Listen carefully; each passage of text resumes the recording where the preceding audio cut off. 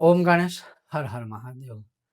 કાળી ચૌદશની રાત્રિ આપણે ઘણું બધું જોતા હોઈશું કે જોયું હશે. તો કાળી ચૌદશની રાત્રિએ આપણે ઘઉંના લોટમાં હળદર નાખીને કે અડદના લોટમાં હળદર નાખી અને દીવડો બનાવવાનો હોય એવું લોકો કહેતા હોય છે ને કરતા હોય છે. હવે ખોટું પણ નથી, પણ એવું કમ્પલસરી નથી કે લોટનો જ દીવડો કરવો.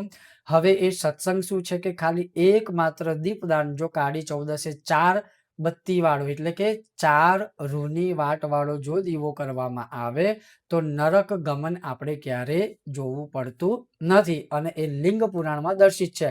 આજે આપણે આ વિષય ઉપર જ સત્સંગ કરીશું. જો તમને આ વિડીયો પસંદ આવે લાઈક કરજો, શેર કરજો અને ચેનલ પર નવા હોય તો સબસ્ક્રાઇબ કરજો. તો ચાલો સત્સંગ શરૂ કરીએ. હવે લખ્યું છે કે ચતુર્વર્તી સમાયુક્ત સર્વ પાપાપમ અનુતયે અથવા અમુક જગ્યાએ અનુત્તમ એટલે કે 4 વાટ વાળો કે 4 દિવેટ વાળો હું દીવો કરી રહ્યો છું અથવા કરી રહી છું. તમે એનો સ્વીકાર કરો અને મારા જેટલા પણ પાપ છે એનું અનુતમન એટલે કે શમન કરજો, દમન કરજો, એમાંથી મુક્ત કરજો અને મૃત્યુ ઉપરાંત નરક આગમન ન થવું પડે એના માટે આ દીવો હું તમને અર્પણ કરું છું કે કરી રહી છું. હવે આ દીવો કરવો કેવી રીતે? સૌથી પહેલા કરવો કેવી રીતે એના કરતા દીવો કરવો છે એમાં શરૂઆતમાં મેં કીધું તમે ચાહો તો લોટનો દીવડો કરી શકો, 4 બાજુ 4 વાટ રહે એ રીતે. બીજા નંબરમાં કદાચ લોટના દીવડામાં ના કરવું હોય તો હું હંમેશા કહું છું ને આપણા શાસ્ત્રમાં એને પ્રમાણમાં લખેલું છે કે તમે માટીના દીવડાઓનો પ્રયોગ કરો જેથી બીજા લોકોને પણ સહાય કરી શકીએ. તો 4 મોઢાવાળો જે દીવડો હોય માટીનો કોળિયું કેવું એ પણ લઈ શકો. એ પણ ના કરવું હોય કદાચ તો તાંબાનો દીવડો, પિત્તળનો દીવડો કે ચાંદીનો દીવડો જે તમારી પાસે હોય એનો પ્રયોગ કરી શકો. હવે આ દીવામાં તેલ પૂરવું કે ઘી પૂરવું તો તલના તેલનો પ્રયોગ કરવો. જો તલનું તેલ ના હોય તો ઘીનો પ્રયોગ કરી શકો, પણ અહીંયા લખ્યું છે કે તલના તેલનો પ્રયોગ કરવો.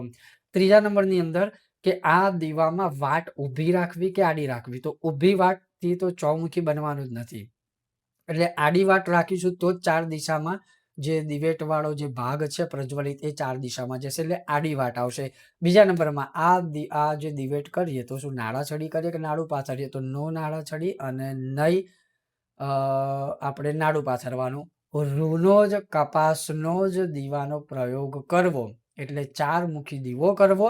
એ દીવો પ્રજ્વલિત કર્યા પછી હાથમાં મોટો દીવો હોય તો 2 હાથમાં લેજો, નાનો દીવડો હોય તો જમણા હાથમાં લેજો અને પૂર્વ દિશાની તરફ આપણે મોઢું રાખી અને બોલવાનું કે દત્તો દીપસ ચતુર્દશ્યામ નરક પ્રીતયે મયા ચતુર્વર્તી સમાયુક્ત સર્વ પાપાપ અનુત્તયે અથવા અનુત્તમે.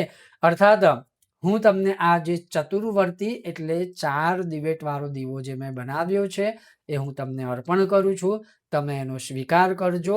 મારાથી થયેલા અજાણતા જે પાપો છે એનું તમે અનુત્તમ કરજો, શમન દમન કરજો અને મૃત્યુ ઉપરાંત જે છે એ નરક આગમન મારે ન કરવું પડે એના માટે હું તમને આ દીવો અર્પણ કરી રહ્યો છું અથવા કરી રહી છું. અને આ 19 તારીખે આ વખતે રહેશે રાત્રિકાળે નરક ચતુર્દશીની. તો એ સમયે તમે આ દીવો કરી શકો છો. ઓમ ગણેશ, હર હર મહાદેવ.